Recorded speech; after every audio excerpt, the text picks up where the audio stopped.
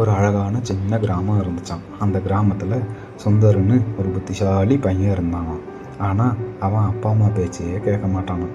ஒரு நாள் அவன் விளையாட போகும்போது அம்மா கூட எடுத்துகிட்டு போடா, மழை வரும்னு சொன்னாங்களாம். அதுக்கு அவன், அம்மா வெயில் அடிக்குது, மழை வராது அப்படின்னு சொல்லிட்டு விளையாட ஓடி போயிட்டானான்.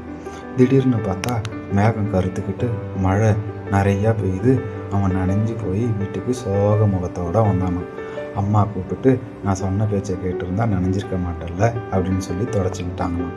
மறாவது நாள் அப்பா கார்டனுக்கு கூப்பிட்டு போய், டேய் சுந்தர், இங்கே பாரு, நம்ம புது செடி நட்டுருக்கோம், இந்த செடி மேலே ஓடக்கூடாது, மிதிக்கக்கூடாதுன்னாங்க.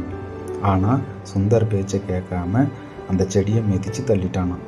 கொஞ்ச நாள் கழித்து, டேய் சுந்தர், அந்த செடியை மிதிக்காமல் இருந்திருந்தா இந்த மாதிரி பூ பூத்துருக்கும்ல அப்படின்னு சொல்லி சுந்தர்கிட்ட சொன்னாங்களாம்.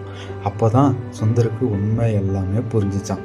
அவன் ஓடி போய் அப்பா அம்மாவை கட்டி பிடிச்சி, நீங்கள் சொன்னது எல்லாம் என் நல்லதுக்கு தான், இனிமேல் கண்டிப்பாக கேட்பேன்னு சொன்னானான்.